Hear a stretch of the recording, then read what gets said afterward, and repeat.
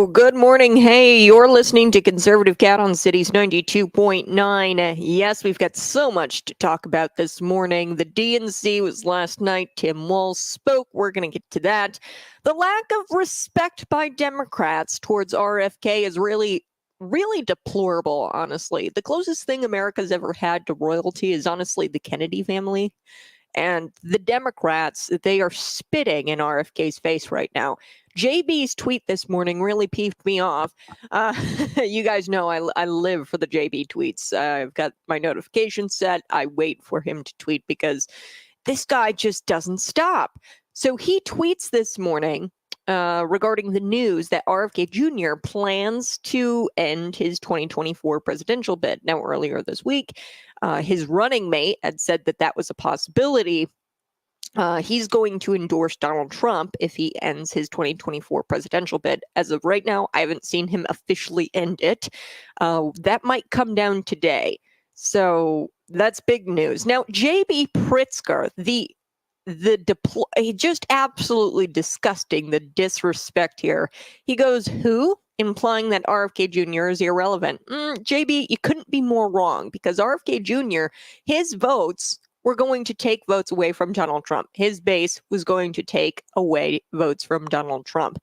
And it's only going to help Trump immensely if he comes out and endorses Trump. Now, Kamala Harris, unlike any other presidential candidate in history, the polling during their convention, their DNC, their Den of Thieves convention, she's not seeing a bump in polling, which has never happened before, because typically when presidential candidates during their convention, they'll see a slight bump in polling, or if not a huge bump in polling during their convention. She's not seeing it. So I want you to close your eyes and picture the year 2025. Just close them for me. And imagine Donald Trump is your president. The border is secure. World War III has been canceled and the economy is recovering. RFK Jr. is the head of a 3-letter agency, cleansing our government, tackling the health crisis, and enacting the COVID reckoning and holding Tony Fauci accountable, right? Imagine RFK Jr. at the head of that. And then Elon Musk, an advisor to Donald Trump, leading the government efficiency task force, helping him trim the fat, drain the swamp, and using his expertise in manufacturing, energy, transportation, space, information to help return the United States to her greatness. Vivek Ramaswamy in 2025 is serving as a top diplomat and a valuable asset to the Trump administration, using his expertise with pharma and the deep state corruption to assist Trump in his retribution and carry on the future of the MAGA movement. General Mike Flynn, he's serving as a top intelligence director, where he has the tools to hunt deep state actors and reveal where the bodies are buried. This awaits us. This awaits us in if we're victorious in November. If we are victorious in November, that's what awaits us. Seeing RFK just enact a COVID reckoning and holding Tony Fauci accountable is going to make me so happy. We've got so much to get through today. JD Vance, he believes that the reason the Dems chose to have the DNC in Chicago is so that way Tim Walz could accurately say he visited a combat zone. I've given you the numbers before here on the program. It's 1,800, over 1,800 probably by now. I checked the numbers at the beginning of August. People have been shot in Chicago since the beginning of this year. So from January to August, you're looking at over 1,800 people shot in Chicago. That is a war zone. That is a combat zone. And JD Vance, he's trolling Tim Walz as usual, and I love it. Tucker Carlson, he's mocking, actually, low testosterone progressive women, progressive men. Progressive men. Sorry, Freudian slip there. Low T progressive men who keep wearing masks at the convention. And I don't understand this. You're a protester. The only thing that you've got, other than, flammable products, and people are lighting American flags on fire there. I mean, this is out of control in Chicago. Now, the people inside the DNC are very, very protected because they've got all kinds of borders around the DNC. Nobody can get in. It's locked down. But outside, it's complete chaos. And this is what I was so confused about. I was like, I'm looking at all these videos of the protesters. They're climbing barricades. They're breaching the United Center in Chicago. And I keep thinking to myself, why are they all wearing masks? They're supposed to be yelling. They're supposed to be protesting. You would think the one thing that the protesters would want to do is not muffle their voices with a mask, right? With the one thing that kind of defeats the purpose, right? You're a protester. You need your voice. And these people are so stupid that they wear the mask and they can't even protest correctly. Okay, so we're going to get to that because Tucker Carlson is mocking the low testosterone progressive men who are out there wearing masks. There's also this new faction of Antifa. They're called Fatties for Fascists, or Fatties Against Fascism. Sorry, Freudian slip again. They're actually the fascists, but it's Fatties Against Fascism. And they wear these t-shirts, and it's just a bunch of fat people who say they're against fascism. Didn't know if you needed to know that today. I'll also chat with you about CNN, much like Tucker Carlson, but in a different vein. They're at the DNC crying about toxic masculinity and Republicans being too masculine, having too much testosterone. Dana Bash, get this, she says that Tim Walz and Doug, Kamala's husband, allegedly, Kamala's husband, can speak to men out there who might not be testosterone-laden, gun-toting guys. Okay, so they can speak to the low-T soy boys. And the Democrats, the CNN, the leftist propagandist on that program, Dana Bash, she admits it. She admits Democrat men are a bunch of low-T soy boys, and that Tim Walz and Doug Emhoff, they both can relate to low T soy boys. I think that's hilarious. We're also going to get to this video. I want to play it. It's so good. And you can watch it on Rumble. You can hear the audio. It's Steve Cortez. He tries to get this Venezuelan migrant into the DNC. So he came over the border, didn't need any kind of paperwork or anything like that. He's just an illegal alien. Okay. I don't want to use the Democrats' language when they call them immigrants. They're not immigrants. They're illegal aliens. They purposefully use the term immigrant to confuse you. But this Venezuelan illegal alien, he was able to enter our country, but he was stopped from entering the DNC. Isn't that kind of hypocritical?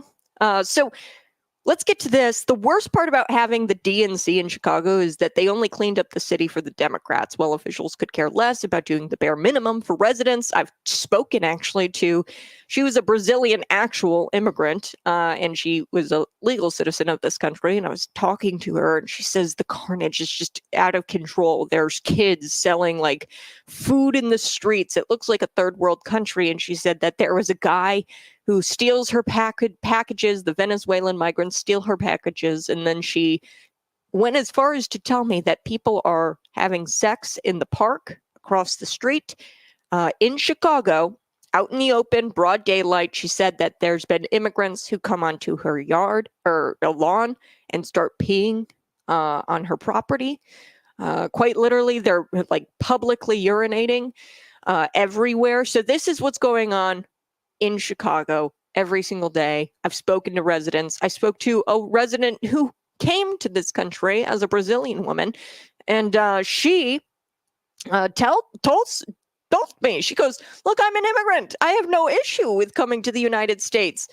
But I do take issue when you're out there and our kids can't go to the park because you're having sex in the park out in the open in the middle of the day. This is wrong." Okay, but this is my biggest issue, is that they're not cleaning it up, or they're cleaning it up for the Democrats. They're not cleaning it up for the residents who have been complaining about it for years now.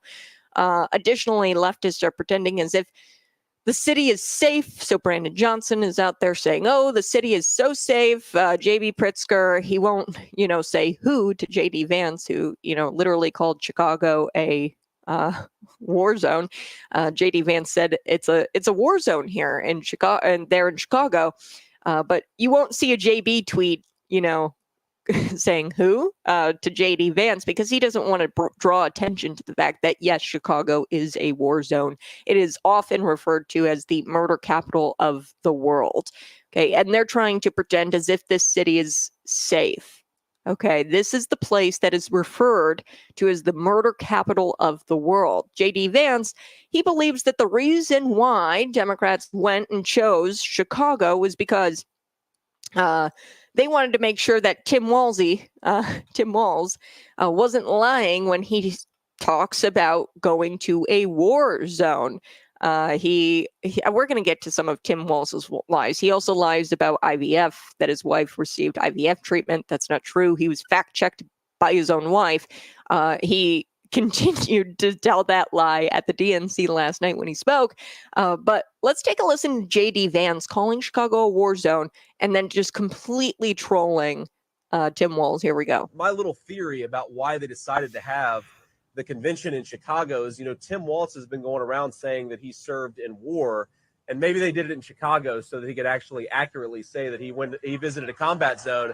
Because Chicago, look, my little theory about why they decided to have the convention in Chicago is, Tim Walz has been going around saying that he served in war, and maybe they did it in Chicago so that he could actually accurately say that he visited a combat zone. Violent crime in Chicago grew to its highest level in a decade last year, and you won't hear Kamala, you won't hear Walz pretend to care.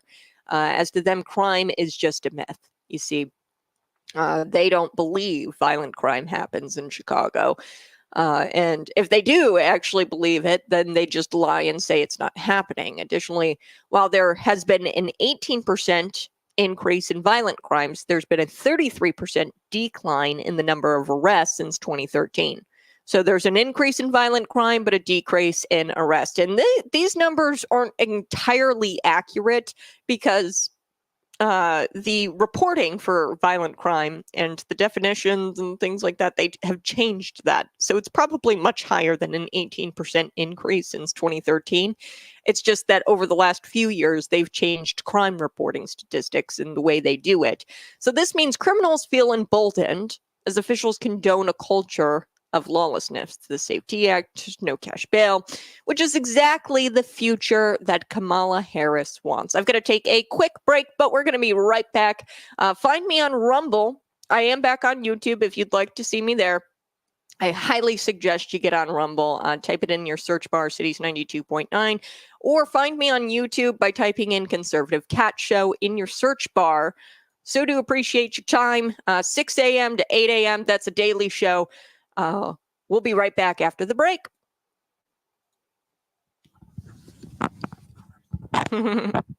Yes, he wasn't even a head coach. He was an assistant coach. Yes, defensive coordinator. So he was a football coach. So I don't even know because I didn't play football. Maybe you can help me out here, Brian. But Walz, we know he wasn't the head coach. Okay, so I've seen that he's the assistant coach, and I've seen that he's a defensive coordinator. Is it the same thing?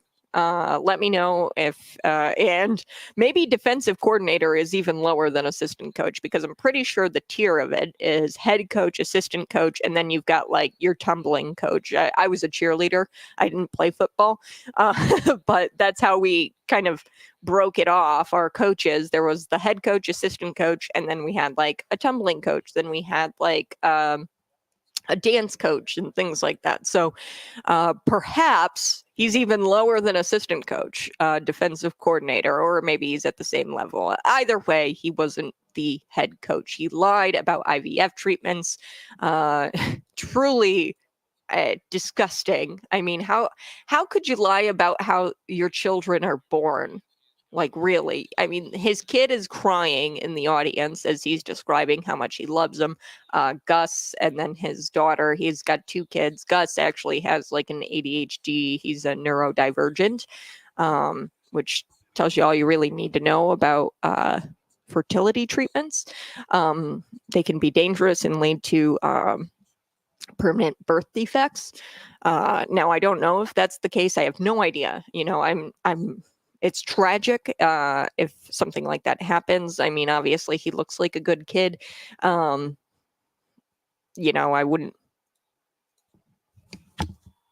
wouldn't want to say like he's a bad kid or anything like that. But clearly he has a disability of some kind.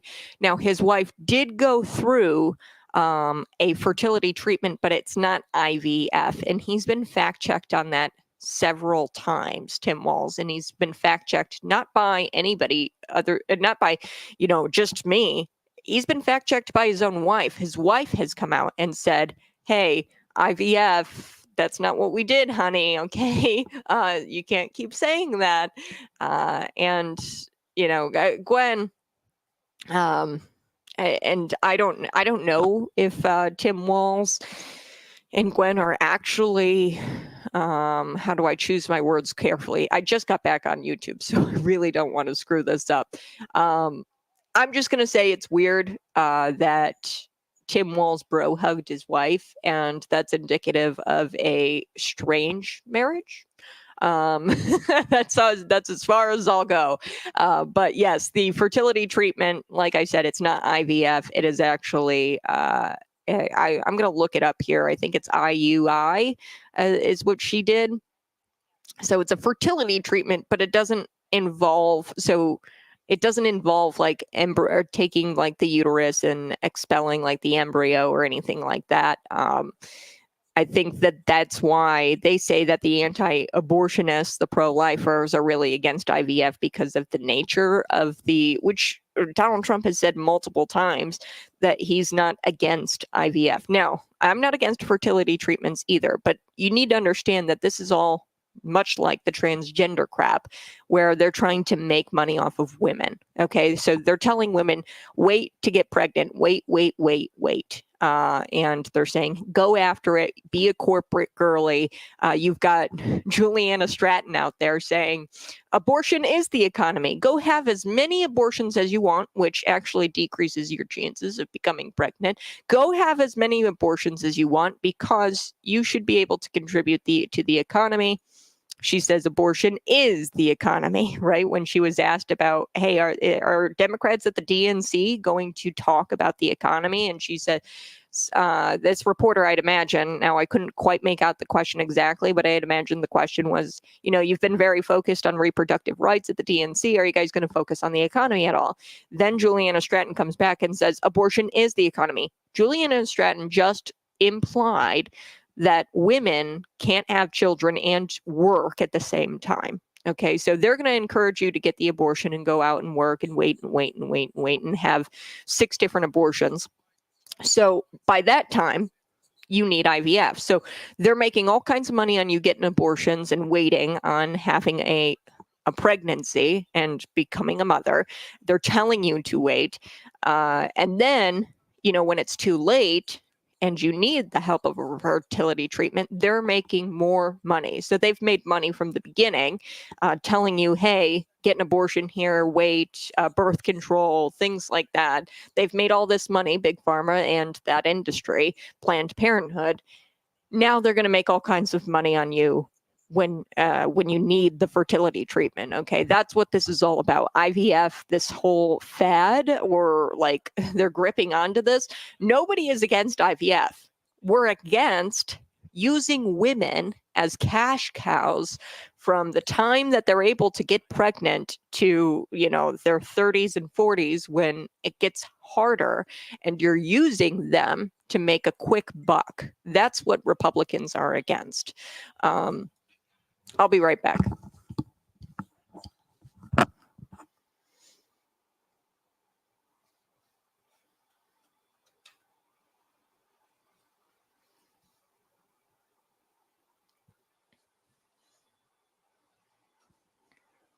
Woohoo! Hey, good morning. This is Conservative Cat on Cities 92.9. I so do appreciate you tuning in each and every day, Monday through Friday. It's a live show, 6 a.m. to 8 a.m. You can find me on YouTube. You can find me on Rumble. I prefer you follow us on Rumble. Just type it in your search bar, Cities 92.9. On YouTube, my name's Conservative Cat Show. You can type that in your search bar. We are going to get to the low T men.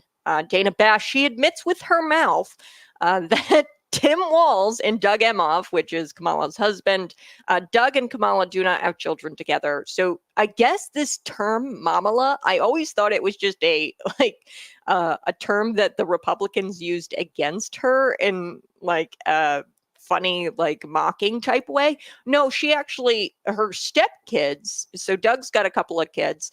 Her stepkids call her mamala. So that's actually not a term of like mockery. She's actually called Mamala by her stepkids. So Doug and Tim, Dana Bash says, can speak to men out there who might not be testosterone laden gun toting guys.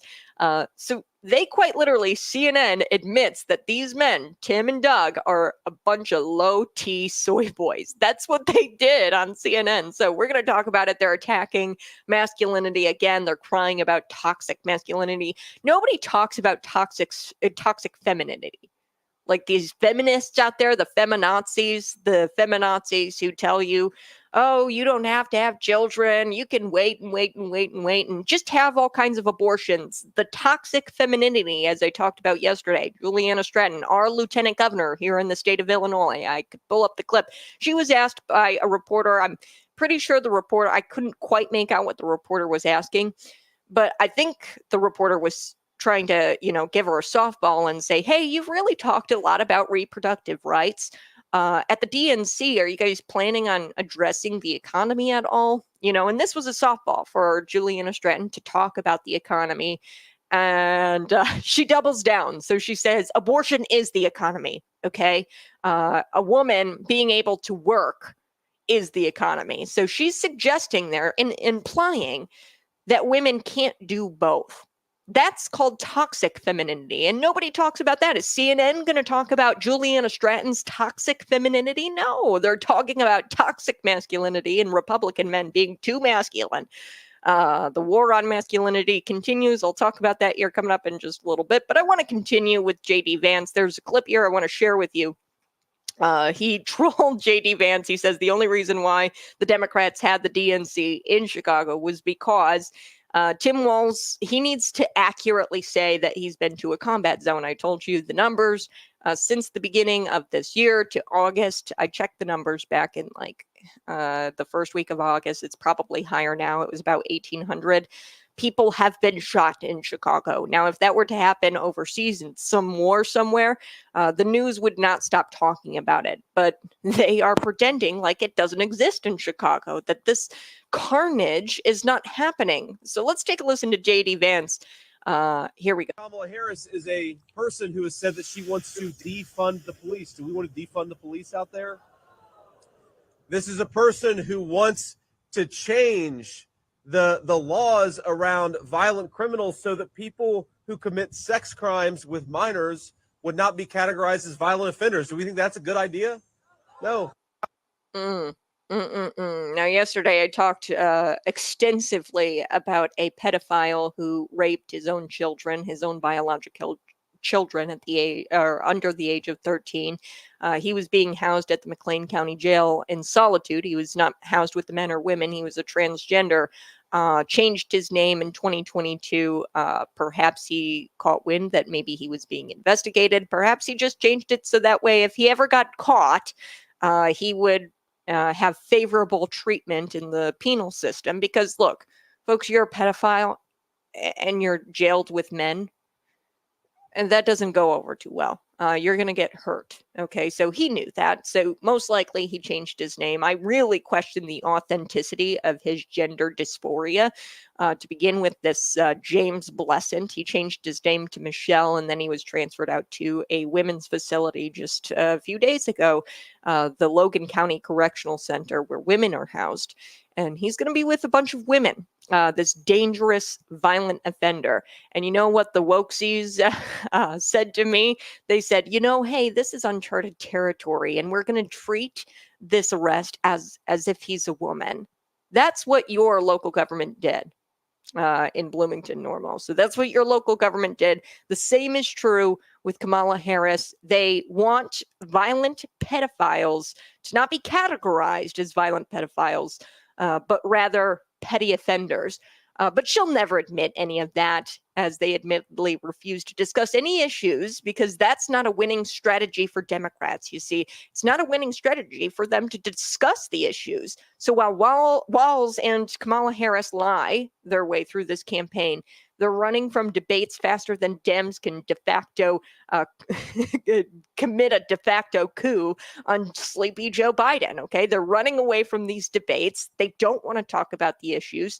They are doing that faster than they committed a coup against yours truly, or not yours truly, your president, your sitting president. They unseated him. Joe Biden. Let's take a listen to more of this Tim Walz.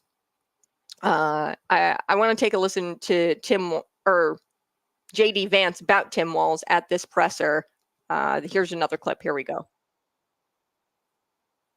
Described himself as a bad debater. Who's helping you, and how are you prepping? Well, I found a good friend from back home who embellishes and lies a lot, and I'm having him stand in for Tim Walz. That's what we're doing during our debate. But look, what all kidding aside, what we're going to do is we're going to focus a lot on policy, right? The way that I'm trying to prepare is to try to make sure that we're prepared to answer the American people's questions on how we're going to make their lives better, how we're going to make their communities safer, how we're going to bring back prosperity and low prices to the American economy. Okay, so that's JD Vance. I was telling you that these guys, they can't run on the issues. Democrats, they don't run on the issues because that's not a winning strategy for them. So Tim Walz and Kamala Harris, they're running away from these debates. They're lying their way through the campaign. They're running away from debates. They committed a de facto coup on sleepy Joe Biden. They unseated a sitting president using threats. They said, hey, we're going to invoke the 25th Amendment. And like I said, I think that if they went through with it, actually, the 25th Amendment, and invoked the 25th Amendment instead of using it to threaten him to step down, I would have had way more respect for them. They used it as a bullying tactic against a sitting president. That's insane. That's insane. So Kamala, she's not going to discuss how she will make Americans' lives better and safer, because that's only going to make it worse. Okay, because if she says, oh, I'm going to make your life better, people are going to start saying, hey, why don't you make it better now? You're the sitting vice president. You're a few steps away. I'm pretty sure, she's probably the de facto president. We know Joe Biden isn't running anything. So why doesn't she go 10 steps over to the Oval and get Joe Biden and hold his hand and sign an executive order to put no taxes on tips? And this is why they rely on the political theater, the productions. They're very good at it because they're public sector weirdos, and they were theater geeks back in high school, and they never had any friends. They rely on these scripted campaign stunts, her with the Doritos, right? Oh, I love Doritos. I love corn chips, right? But I love the corn chips more than the corn nuts. It was a very weird, scripted political stunt. And that's not what middle America needs. We don't need any more fake phone calls with the Obamas. We don't need any more Kamala Harris going into the gas station to buy herself a bag of Doritos. What we need is for you to discuss how you are currently going. She took time away she's going to take time away from her job as a VP to go to the DNC, and she's taking time away from her job campaigning. Why don't you get into your chair and start doing the work for the people now? Why are you campaigning? Just do it now. So she's created some of the worst inflation in American history. She's vowed that she's going to fix the mess that she created. Question, why doesn't she fix the mess now? Why doesn't she fix inflation now? If she plans to do it, then why not just do it? It's also quite comical that the DNC is being held in the migrant city of Chicago as the left lies. And this is the lie that really bothers me, because they say that Donald Trump's border was not as secure as their border. And she says that she's going to secure the border again, create her mess. She created this mess, and she says that she's going to fix it. Okay. But you created the mess to begin with.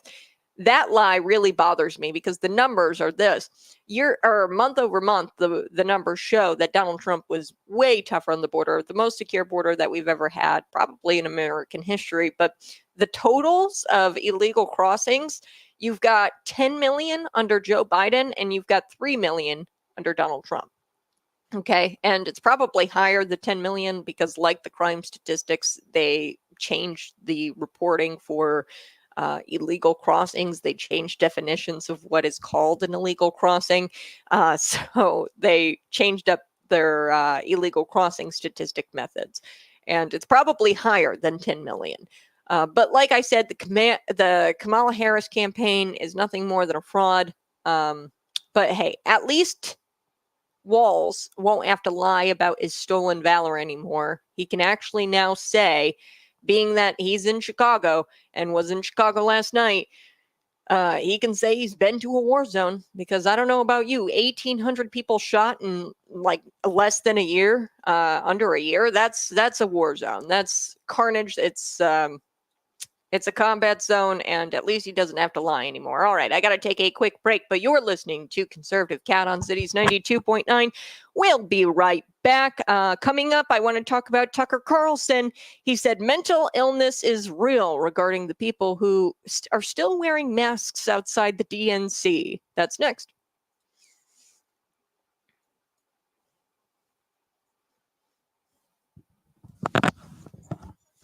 Hey, good morning. I so do appreciate you tuning in each and every single day. We are going to get to Tucker Carlson, and I raised this point this morning. Okay, I don't understand why the protesters, there was a protester who got onto the Democrat National Convention stage, and she was, saying something about I think she said 150,000 people have died in Gaza.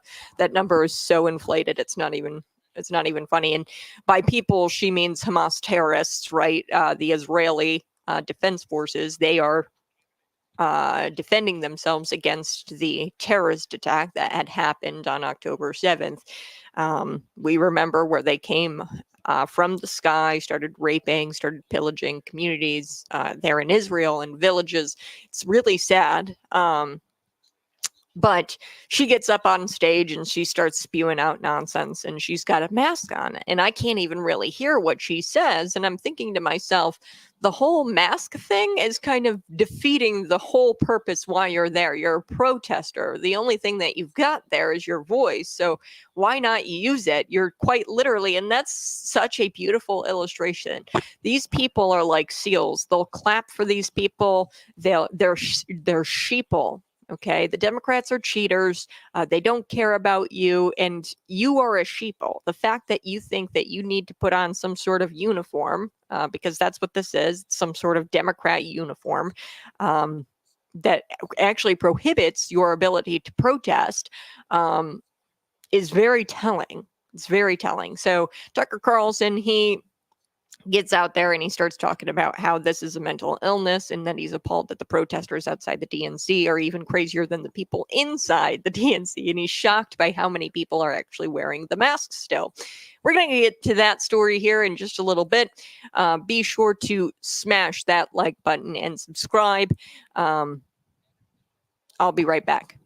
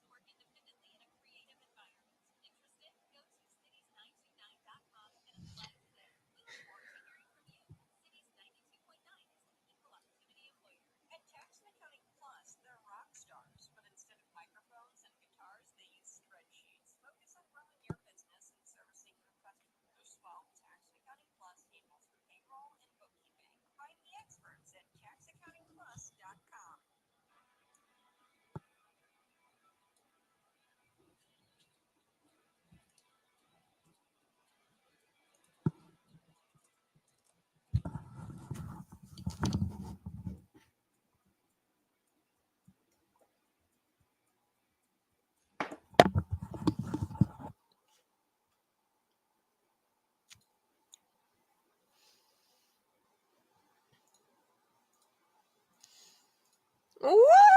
Hey, good morning. It's Conservative Cat on Cities 92.9 CNN. They're reporting it.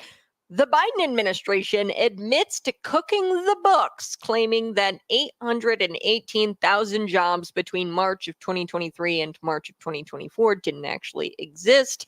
I've been saying this for a long time. They say that, we've created 5 million jobs, and they cooked these books and they put 5 million jobs on there. Like I told you, a lot of those were bounce back jobs from COVID-19. Some of those were given to foreign born workers. A lot of those were given to foreign born workers, by the way. And then you've got the bounce back jobs, but then you've also got the government jobs, right? The 87,000 IRS agents plus. And like I said, you've got all these government jobs. They just make government less efficient. The job that takes usually 2 people to do, they've dumbed it down enough to where they can get 20 people to do the job that usually it takes 2 people to do, and they waste taxpayer money. Okay, so they claimed that there were 818,000 jobs between March of 2023 and March of 2024, and they didn't actually exist. They cooked those books. So I don't know why everyone's giving this woman such a hard time for not knowing the report that showed Harris and Biden inflated the job numbers by nearly 1 million jobs.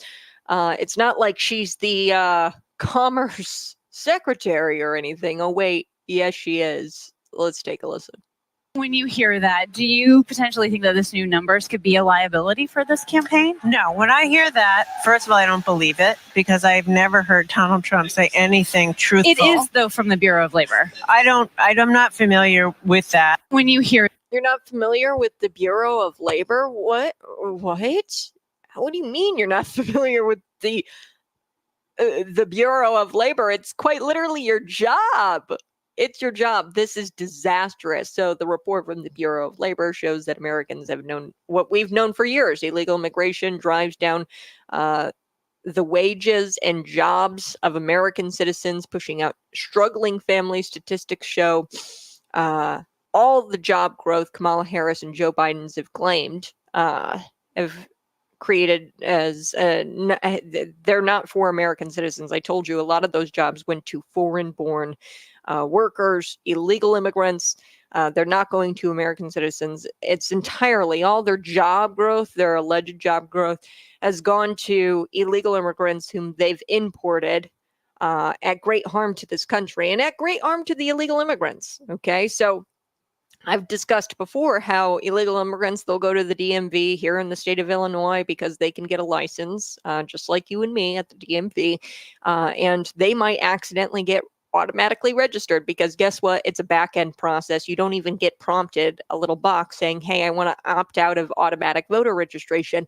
A lot of these illegals are going to wind up with felonies if they're found to be registered to vote or if they actually vote in our federal elections. It's a federal crime. It's a felony. And if they're found out, even if they do it accidentally, which I think a lot of the times it is because they're constantly getting a voter registration form shoved in their face at every single one of these nonprofit organizations or agencies, it comes at great harm to them being in this country because they're not even going to have a chance at citizenship anymore if something like that happens. And then not to mention if you cross the border illegally, that's a felony. That you can't do that. So like your chances at a pathway for citizenship are very, very small. And the Democrats are the ones who are importing them here, and not to mention the harm that it causes you and me as American citizens via the job growth, right? All the jobs are going to them. It appears that the primary beneficiaries of the Biden-Harris economy are illegal aliens. That's who is benefiting from the Biden-Harris economy. Illegal immigrants only.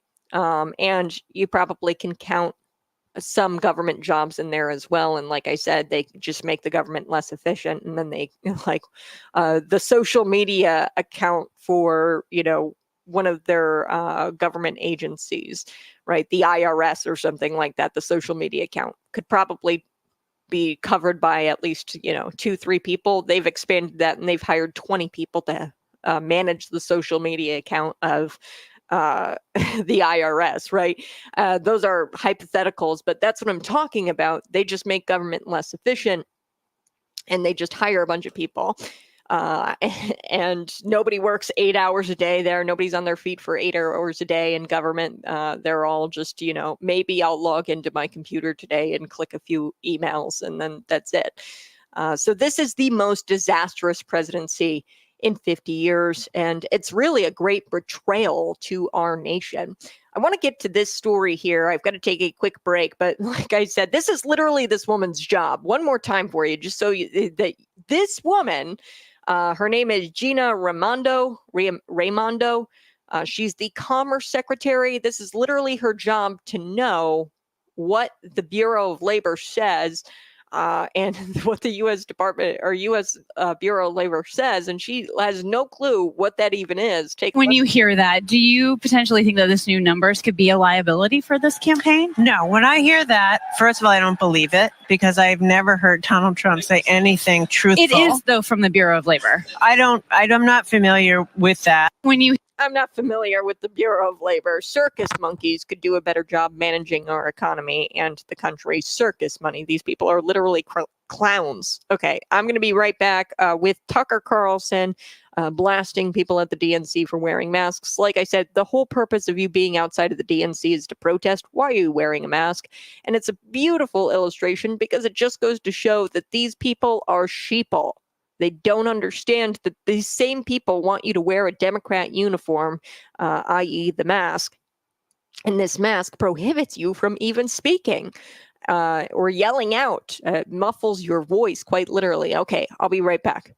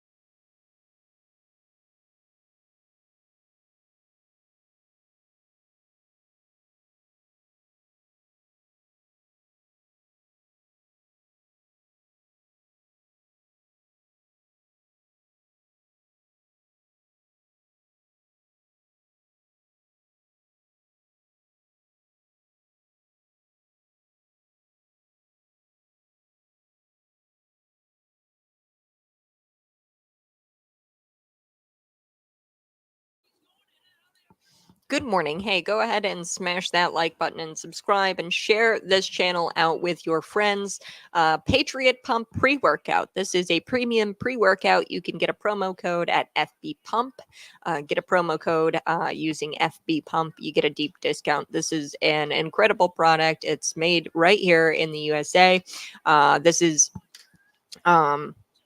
a Christian conservative company. There's black pepper extract in this, so it really focuses me for the day, and it enhances my workouts if you work out at all, and even if you don't. I mean, the caffeine and everything that's in here is like really great for you. There's some creatine, so you can get big muscles because we don't want any low T soy boys out there, right? So get your Patriot Pump. This episode is brought to you by Patriot Pump. When we get back, we're going to talk about Tucker Carlson being very concerned with the people who are still masking. He says that this is clearly a mental illness. I think it's like a form of Stockholm syndrome, right? You're told to wear this mask, and as a way of showing you're part of the club, you wear the mask as if it's like some sort of democratic uniform. You know how the Nazis had like little armbands? This is the fascists' armbands, the masks. Okay, so if you're wearing a mask in 2024, you've got to be mentally ill. There's really no other way to put that. So we're going to talk about Tucker Carlson blasting these people. Also, Kamala Harris, this is really incredible. The Harris campaign, they kicked out a bunch of patrons, and this is what I'm talking about. They're so good at production. They put Joe Biden at the end of the DNC in the beginning of the week, right at the like midnight hour. He gave a speech, and it's just so that way nobody could get like publicly scrutinize his lies. He told all kinds of lies. On Rumble, you can find the archived video where I fact check his lies. Donald Trump, he says, he said there were very fine people, that neo-Nazis were very fine people, in Charleston, where he was talking about, it was a statue. There were people protesting at the college. And he did say that there were very fine people on both sides. And he says, I'm not talking about the white nationalists, the neo-Nazis, or the white supremacists. That's not who I'm talking about. He says, I'm talking about the regular protesters who were there expressing their opinions, right? So that was one lie that Joe Biden told in the midnight hour. So we're back. We're going to be chatting a little bit. Oh, I got it some time. Another lie that Joe Biden talked about was what did he say? I think it was the wealth gap is the smallest it's ever been. That's not true. It's the highest it's ever been in the last 20 years. There were so many lies. I can't even keep up with them. The abortion thing, they said that Donald Trump wants to implement some sort of a national abortion ban. Trump is very moderate on the issue. He believes in 3 exceptions, unlike a lot of people who don't believe in the 3 exceptions: rape, incest, and the life of the mother. Myself, I don't believe in that. So they tried to say that he's going to implement some sort of national abortion ban, which just isn't true. So I'll be right back. We're going to discuss a little bit the Harris campaign kicking out patrons of this popular restaurant, and allegedly replacing them with approved Kamala Harris fans. So they put paid actors in this restaurant for her to walk into this restaurant and have some sort of scripted, weird campaign video showing that she's popular.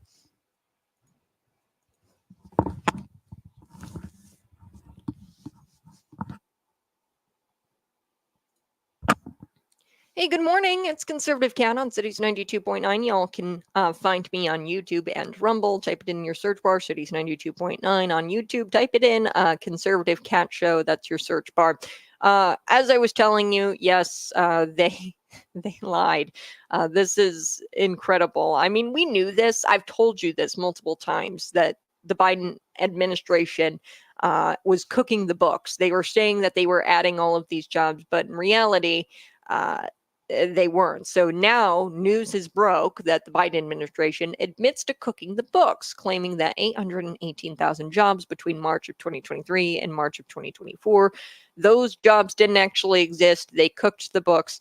I've been telling you this for months, that they reported COVID bounce back jobs, that they were reporting jobs given to illegal immigrants. And then they were reporting, now these were legitimate jobs, but they're not good jobs. They're not jobs that generate anything for the economy, right? It's the government jobs. I gave the example of the IRS social media page, right? Usually that's a job that might take about 5 people to run the social media site for the IRS. They've hired 20 people and they've just shortened the hours of all these different people, and not even really shortened the hours. It's government bloat. So that's what the jobs that they claim are. They're not real. They're not real jobs. And they even come out and admit that they were cooking the books. So when we come back, we're going to talk about the Harris campaign too. They put on a big old show and they kicked out patrons out of this popular restaurant that Harris visited. And they replaced these patrons with Kamala Harris approved fans. And they put on a big old show. It was scripted. So I'm going to be back with that story as well. You're listening to Conservative Cat. I'm going to be back at the top of the hour. Again, subscribe to my YouTube channel and follow me on Rumble. We'll be right back.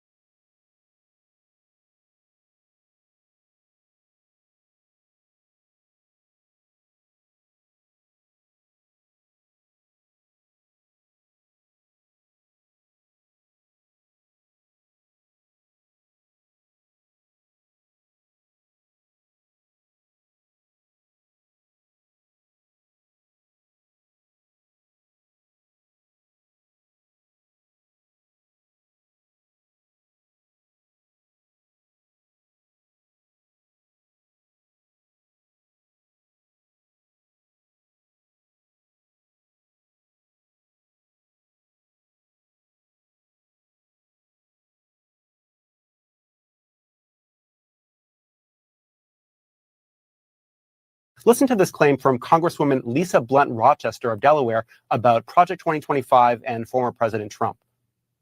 He has, with his friends, said the quiet parts out loud, but not only said them out loud, he wrote a book about it. What's it called? Project 2025. That is false. Trump did not write Project 2025. The project's big policy document published by the Heritage Foundation think tank lists dozens of people as authors, editors, contributors. Donald Trump is not among them.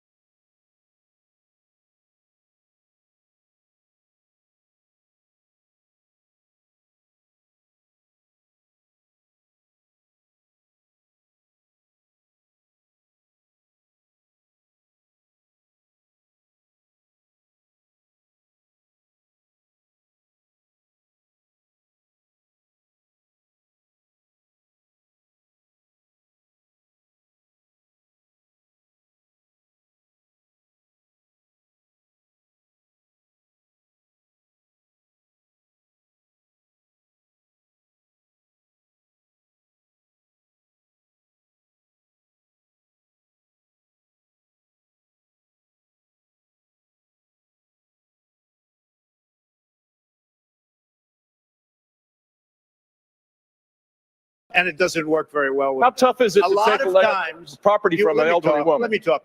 Quiet. How A tough lot is of it? times,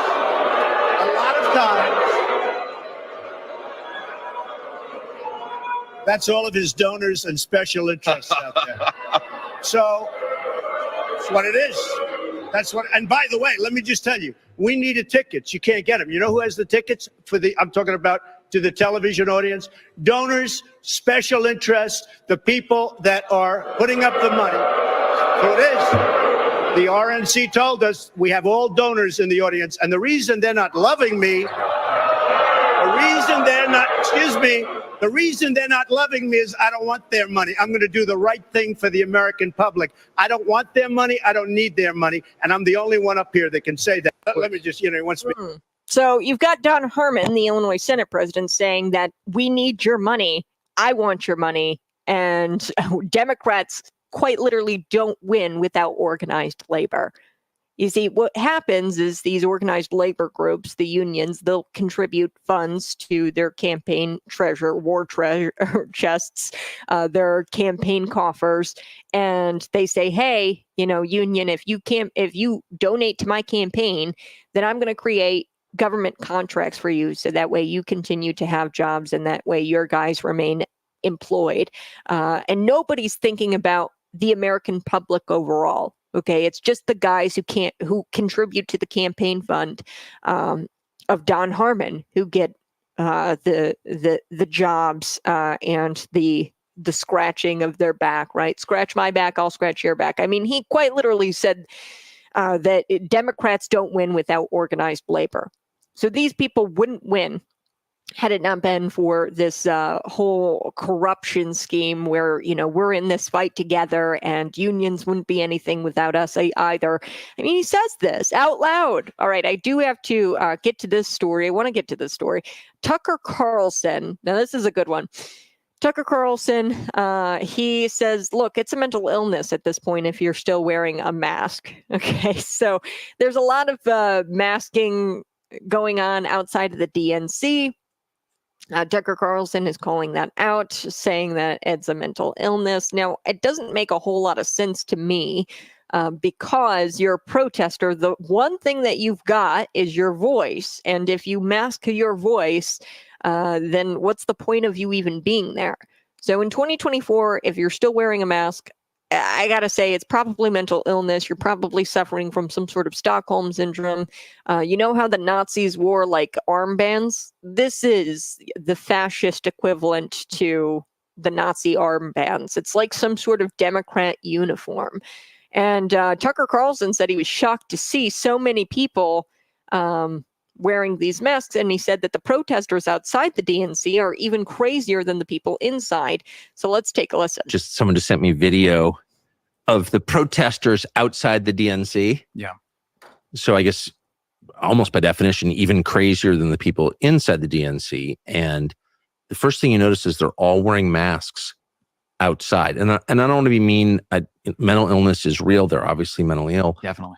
But what's so interesting is I never see that in my life. Do you ever see anybody wearing masks outside? Well, I live near Washington, so yes. I see you some actually of do that. now? Yeah, but so there are categories of people, I think, who are just neurotic and who've been misled, especially by the left. And they wear the mask still up until this very day. Do you know how bad that is for your health? It's awful. It's awful. It's also, I'd rather smoke cigarettes any day. I actually think the cost to socialization is even worse. It's like your health is awful, but like what does that say about you and how isolated you are from the rest of society? Yes. That can't be good for your head. And the truth is, I don't think it's for like a lot of these people. I don't really think in the end it's really about the health. They maybe soothe themselves by saying that. Right. Fundamentally, it's a political gesture. I'm a part of a club. It's a uniform. Mm-hmm. It's signaling you're with the left.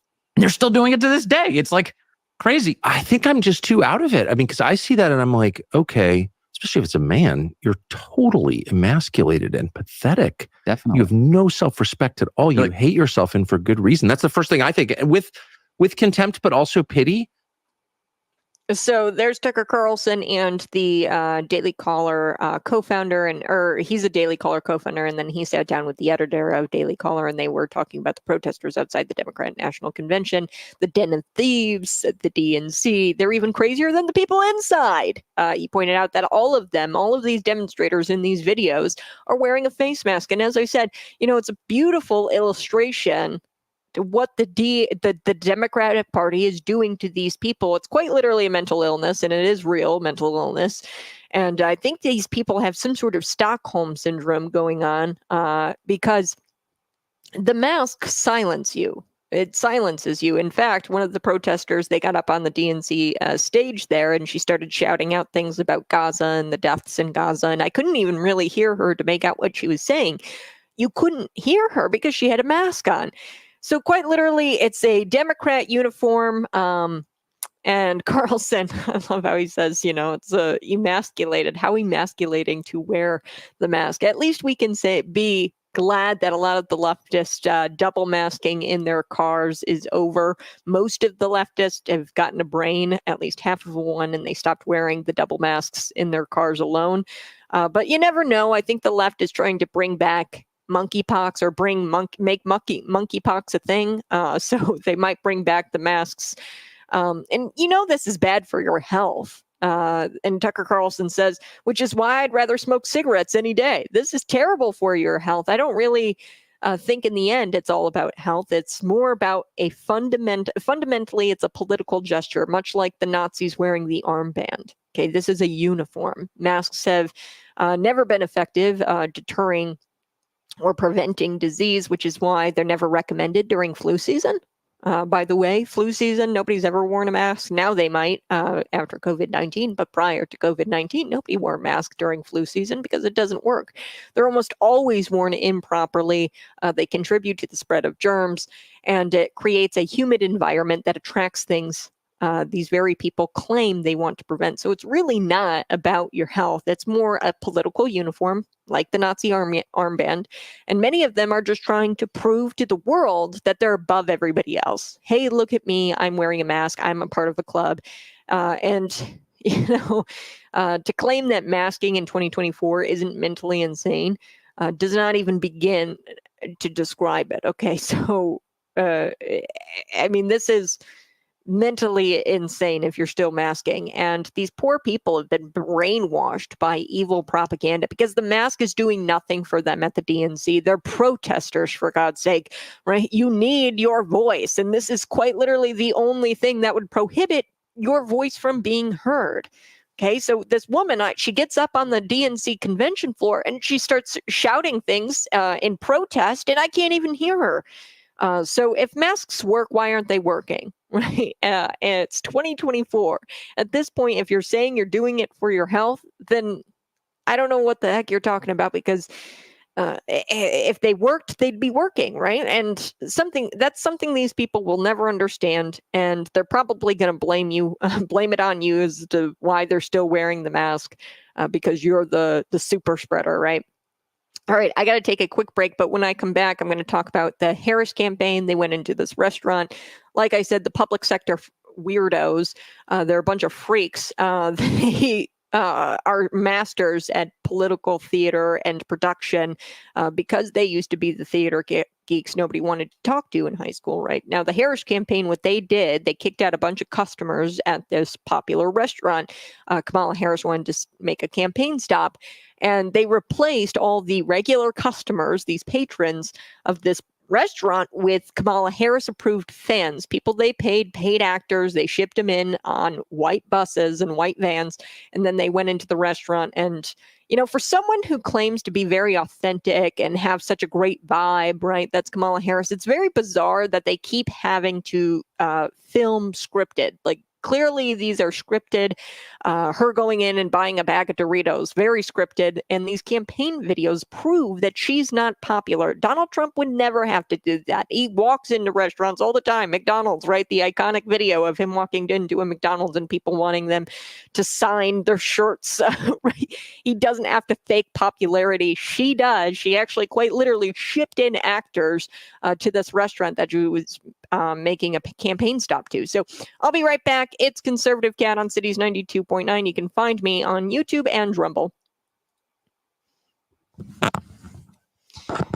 Good morning. Yes, the title of the video, Tim Walz now accurately can say that he's visited a combat zone. JD Vance, he actually came out and said this very thing in a press conference. He said, oh, well, hey, the Dems probably held this in Chicago, so that way Tim Walz could say that he's visited a combat zone and not be lying when he says that.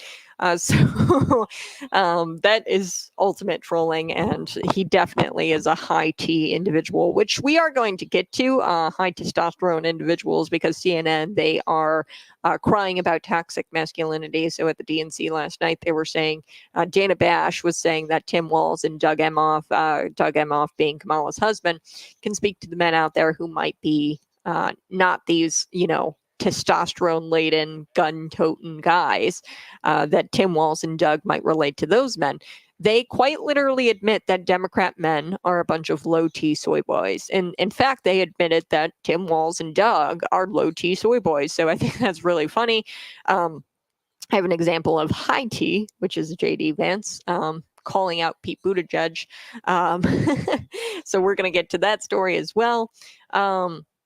You don't need an ID to vote, but you do need an ID to get into the DNC, and you don't need an ID to get into the country. You don't need an ID to get to vote, but you definitely need one to enter the Democrat convention, even though Dems are constantly saying no human being is illegal, right? Now, this is a great clip. Steve Cortez tried to get a Venezuelan migrant into the DNC, and they were denied entry 3 different times. And this is a fantastic video. The DNC is more secure than the border. And like I said, Trump, these numbers, don't forget them.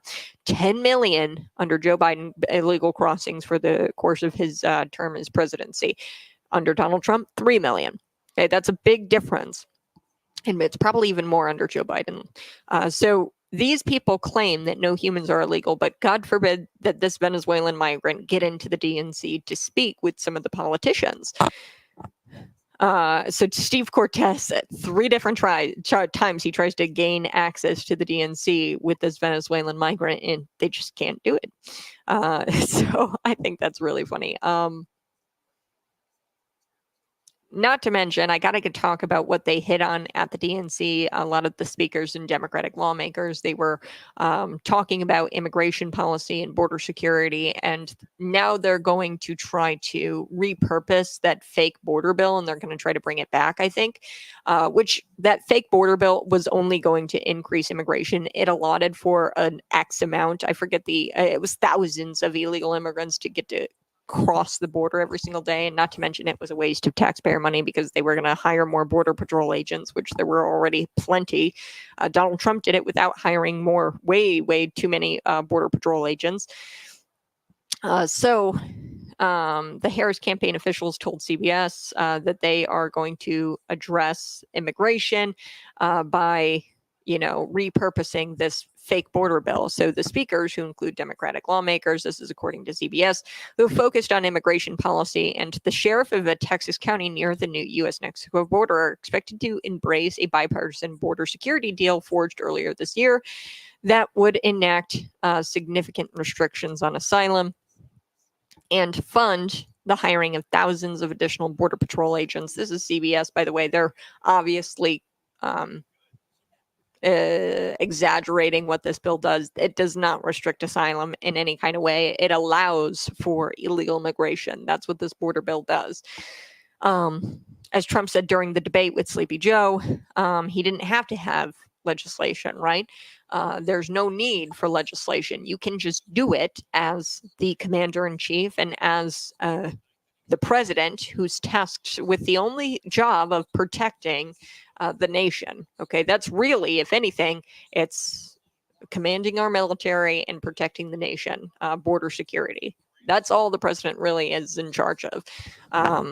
He's a part of the executive branch. There's no need for legislation because we've already got the laws in the books to enforce to enforce the laws against illegal immigration. So all these people have to do is their jobs, but the best they can do is pretend that they want to do it by saying, oh, look at this bill.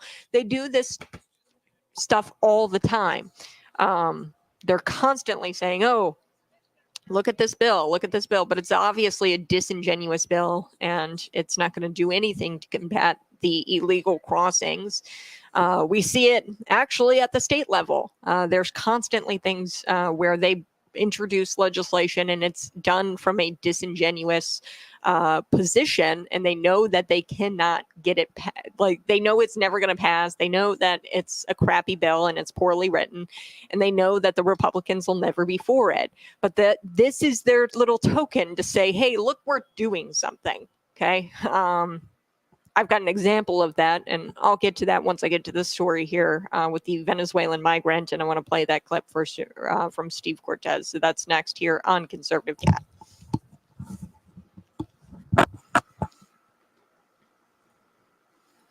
Woo! Hey, good morning. I so do appreciate you tuning in each and every morning, 6 a.m. to 8 a.m. Now we are going to get to Dana Bash because she calls Tim Walz and Doug pretty much low-T soy boys. She says that they can speak to men out there who might not be testosterone-laden, gun-toting guys. The war on masculinity continues. I do want to get to this story about Kamala Harris. This is a really weird... It's really weird that she did this and that they think that they can get away with it. So they went to a restaurant because she wanted to stop there on the campaign trail. But what they did was they emptied out the restaurant with the regular patrons, the customers who were already there. They said, hey, last call, you guys got to get out and make room for Kamala Harris, and make room for Kamala Harris. So I want to play this clip of Kamala Harris. But before I do, restaurant patrons are speaking out after Kamala Harris kicked them out of a restaurant to film another fake campaign stop. So she's been filming these scripted campaign videos. And like I said, these people are theater geeks. Once you understand that these people are weird, I've been in the Illinois Capitol and I've seen it. I've seen legislators smack each other on the butt and joke around, invite me to go drinking as a journalist. I've seen it happen. There's parties. It's like a frat.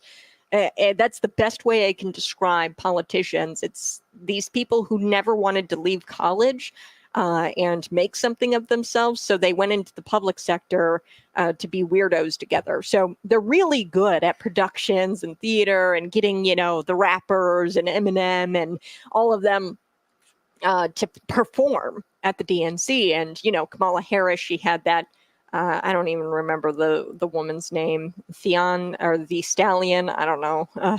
But she put on a performance at a campaign. These people are pros at performance because they were weird theater geeks in high school. Okay, so remember when she couldn't stop blabbing about the return on investment?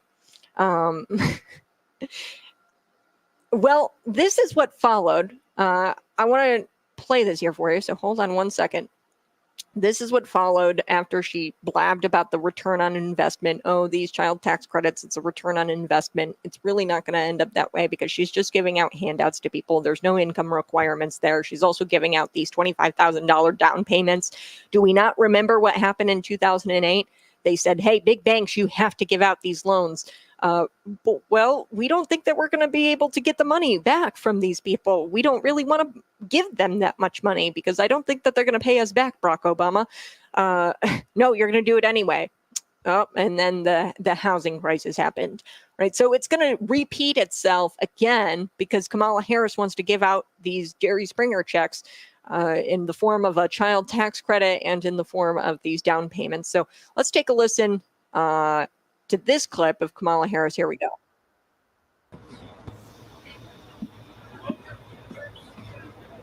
Okay, guys. Hi. What you got? Go ahead, right here. Go ahead. Hi, thank you. Just tell us how you're preparing for your speech on Thursday. Yeah, it's almost done. I mean, there's some little tweaks, and I'm gonna, work on it probably starting tomorrow for the next couple of days. But it's coming along. I feel good about it. I mean, essentially, it's much of what you've probably heard me talk about before in terms of just what I believe to be the promise of America and the fact that we're all in this. And there's obviously a lot at stake, but there's also a lot to feel good about in terms of the future of our country. So there will be a lot that is about what I believe is a way forward, a new way forward, and bringing everyone along in that.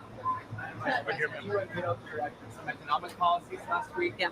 Can you explain how you're going to pay for those? And can you give us a sense of what other policies you want Here to it is, the return on investment Sure. thing. Well, I mean, you just look at it in terms of what we are talking about, for example, around children and the child tax credit and extending the EITC. It's at $6,000 for the first year of a child's life. The return on that investment in terms of what that will do and what it will pay for will be tremendous. We've seen it when we did it the first year of our administration. We reduced child poverty by over 50%. Oh gosh, these people, they're all the same. So Governor J.B. Pritzker, he says that he cut child poverty by, a ton. I think it was like even higher than 50%. If that was the case, then economists all over the world would be saying child poverty is ended, right? But you're not hearing economists say that because it's not true. JB, for example, he touted this Illinois child tax credit, and it's equivalent to like 20 cents a day for a child. Like that's it. And you might not even qualify for it because you might not reach those income bracket. Like it's a joint income of like $60,000. A lot of middle class Americans are over that jointly, right? $60,000. So this is for like very, very low income people. So there's not a whole lot of people who even fit in that category. And he's saying, oh, we're ending child poverty with 20 cents a day, the equivalent of 20 cents a day, not even 20 cents a day, because the child tax credit that he touted was for children, you have to have 3 of them in order to get $300 for that year. I mean, $300, that's nothing. That is quite literally nothing for a family of 4, 5. Well, in that case, 5, because you've got father and then the 3 kids at home. But like I said, this return on investment she keeps talking about, they have no way to truly track that. Like, how are you, because now you're, and then she goes on to talk about property. People can't pay those property taxes right now, those bills. So she's saying, well, let's play it.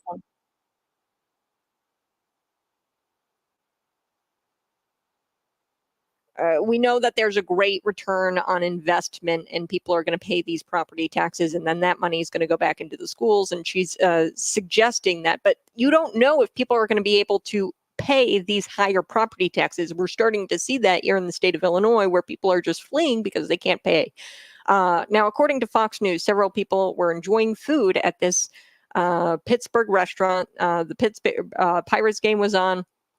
And then there was this guy, Mark Dodson, who said that he was just there to enjoy the Bucks, as the Pirates are nicknamed, simply just wanted a quiet day, but he was told to leave to make room for paid actors for the Harris Walz campaign. So the campaign bus came in, several white vans showed up, and they're saying the restaurant patrons now are speaking out against this, and they're saying, hey, these are paid actors. They're employing paid actors.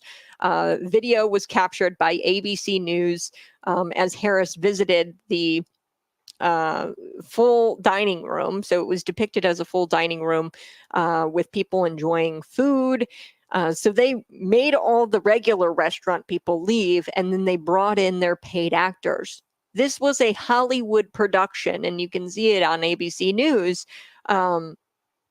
And she paints herself as this authentic, inspiring person, and that she's just this a regular person. No, she's not. Regular people don't like her. They couldn't have allowed those regular patrons to act or to react to her visit authentically because people don't like her. The American people don't like her, and they know that. So they had to bring in their paid actors into this restaurant. So how she wouldn't dare engage with the actual customers because it's painfully obvious how much of a fraud she is, and it would be painfully obvious how unpopular she is. When Donald Trump walks into a restaurant, everybody's screaming and they want their T-shirts signed and things like that. This is probably why she picked Tim Walz as a running mate, because the two couldn't be more fake. Both of them are fake. Tim Walz wasn't a head coach. I think he was an assistant coach of some kind, and he's constantly lying. He's constantly faking his life. Says that his wife went through IVF. That's not true. Who said that that's not true? His wife, Gwen. Okay, so the Dorito videos, the fake actors walking into these restaurants, do they really think the people aren't going to see this for what it is? A script. And people are not going to be fooled by fake restaurants and these Dorito videos.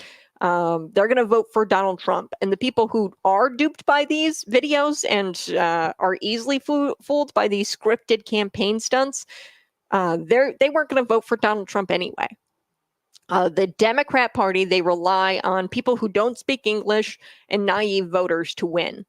Okay, that's who they rely on to win those types of voters. It's incredibly pathetic that she has yet to really hold a press conference and do a sit down unscripted interview with anybody. She really hasn't done an official press conference yet.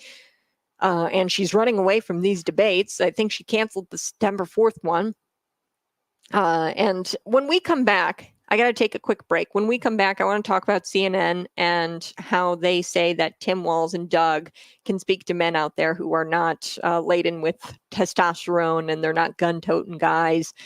They quite literally admit that the Democrat men are a bunch of low-T soy boys, and I think that's pretty funny. So Dana Bash is next. I'm going to play that clip for you. It's Conservative Cat.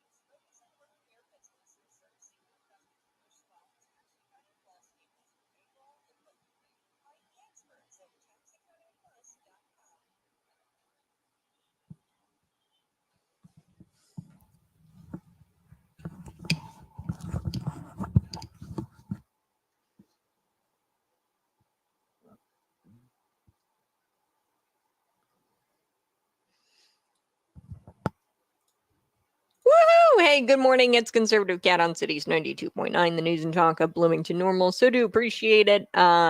You tuning in. You can always tune in 6 a.m. to 8 a.m. Monday through Friday. I do want to get to Dana Bash, Tim Walz, Doug. Dana Bash says that Tim Walz and Doug can speak to the guys with the low T, right? With the low testosterone. And I think that this is absolutely hilarious. We are going to get to somebody who holds high T, holds a lot of testosterone. That's JD Vance, because he completely roasts Pete Buttigieg, a low T individual. So let's take a listen to Dana Bash. Here we go. They admit Democrat men are a bunch of soy boys. It has been noteworthy to see how they are learning about what to do and how to confront Donald Trump as the opponent to a woman. 2016 and now, very different campaigns, very different female candidates, but they are doing so in trying to put forward male figures, Tim Walz being one of them, Doug Emhoff last night, who can speak to men out there who might not be the sort of testosterone-laden, gun-toting kind of guy who wants to listen to Hulk Hogan and the kind of players that came out at the RNC, or might want to listen to that, but also, in addition, understand that it's okay in 2024 to be a man comfortable in his own skin who supports a woman. And that's something that they really are trying to work on with male voters beyond the base. Abby, we were talking about this. Oh, wow. That's quite hilarious. So she quite literally admits with her mouth that Tim Walz and Doug, they don't have any testosterone, and Democrat men are typically a bunch of low T soy boys. And this is my problem when people talk about toxic masculinity. Nobody talks about the toxic femininity, or the what I call feminazis. Juliana Stratton, right? I discussed this at length yesterday, where she gets out and she says abortion is the economy. She's at the DNC. She was in a press gaggle, and somebody asked her, hey, are Democrats going to make it a point to talk about the economy? I mean, this is essentially what I think the journalist had said. I couldn't quite make out her question, but she says abortion is the economy, okay? A woman's right to choose and be able to work. So she implies there that women who get pregnant, they can't be pregnant and also work at the same time. That's disgusting. That's called toxic femininity, and it's got to stop. And nobody talks about that. The war is on masculinity, and it continues. But nobody talks about the toxic feminists like Juliana Stratton, who suggests that women can't do both, that they're incapable of doing both. That's toxic femininity. So I want to share this clip with you. This is an example of high T, high testosterone, as you would call. Here's JD Vance. He did a one-on-one with Jake Tapper on CNN, and he just completely destroys low testosterone Pete Buttigieg. Here we go. So I appreciate that Pete Buttigieg pretends to be offended by what I said.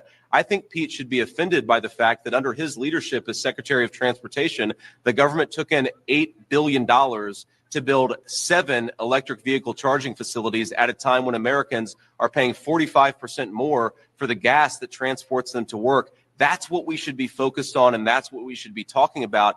And it illustrates, Jake, my entire criticism of the Democratic approach here is they're focused on fake issues instead of the real record. And the real record is that Kamala Harris has made this country poorer. Donald Trump made the middle class richer, and he caused a lot of peace and prosperity to break out in this country and all over the world. It's a very simple contrast, and I wish the Democrats would focus on the issues.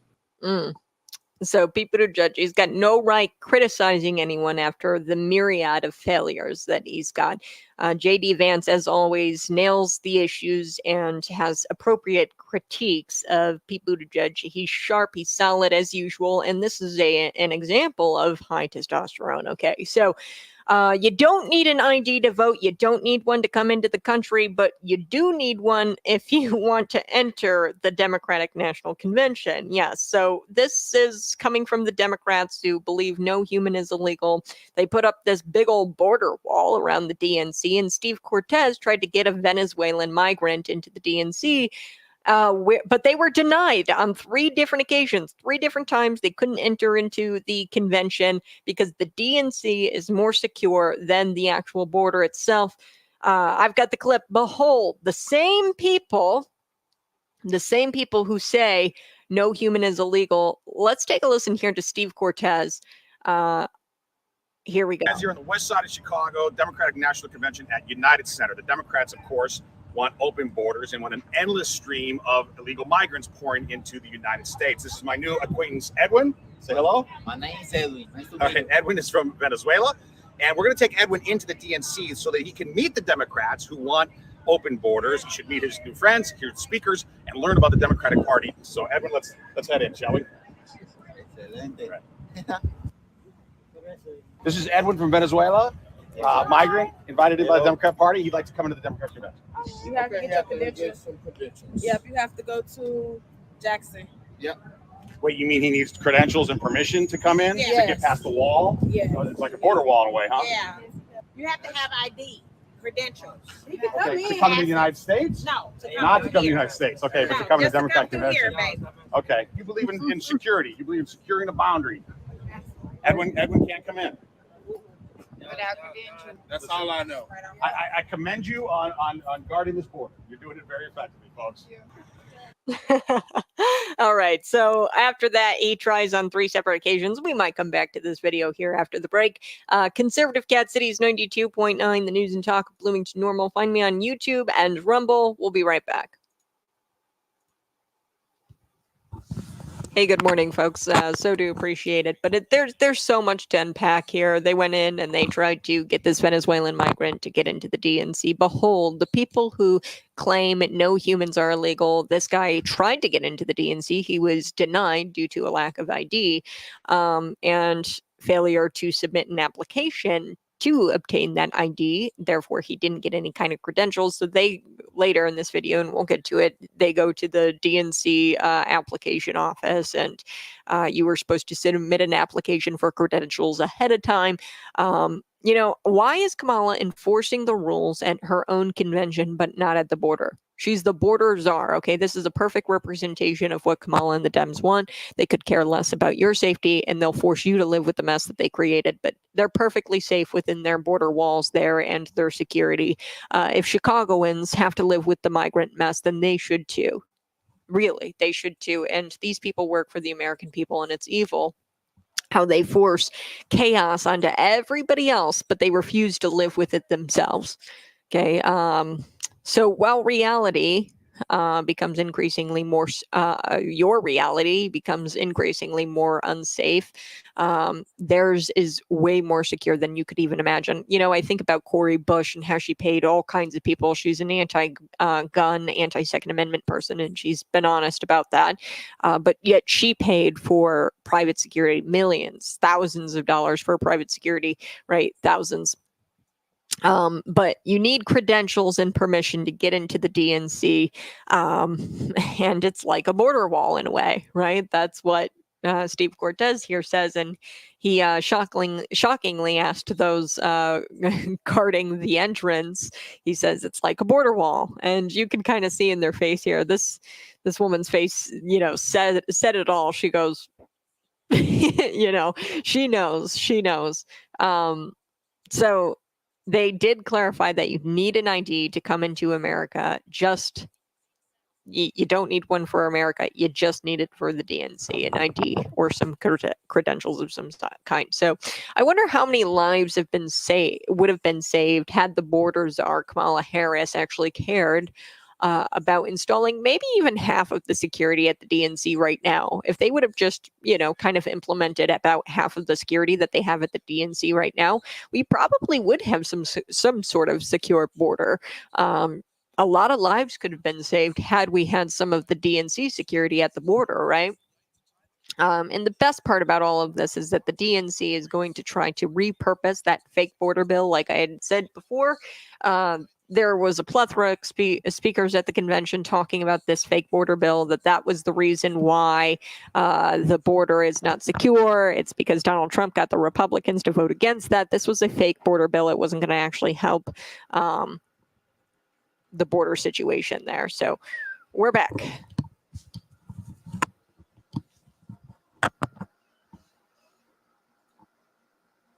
Hey, good morning. This is Conservative Cat. And, I was thinking to myself, if they would have just got about half of the security at the DNC and installed it down at the southern border, most likely we wouldn't have as many deaths as we do. I wonder how many lives would have been saved had the border czar, Kamala Harris, actually cared about installing half as much of security at the border as she does with the DNC. See, she's protected.